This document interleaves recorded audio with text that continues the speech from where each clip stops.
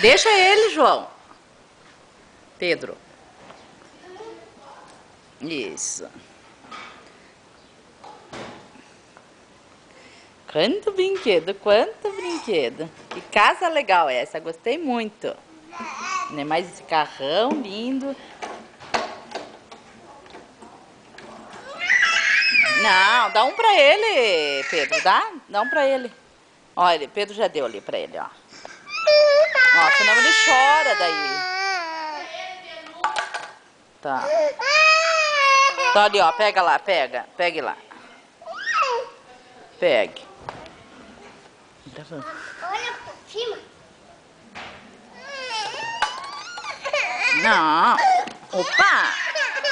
Não, levanta, levanta. Pra fazer massagem. Dá pra ele, vamos ver isso aí então. Pra fazer uma casa. Olha pra ele. Fazer uma casa. Fazer uma casa. Vai no caminhão então, no carro, vai no carro. Qual que você quer? Ah. Tá, olha, ele saiu de lá da motoca. Vai lá na motoca, então vai. Vai lá. Sobe na motoca. Ué, mas você quer a motoca, você quer o pau ou você quer o caminhão? O que você quer? Então, fique olhando lá. Que é esse? É o Cauê.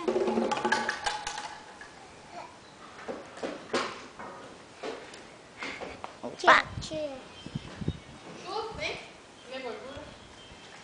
Ai, tanto brinquedo lindo, tia Fran. Tanto brinquedo lindo.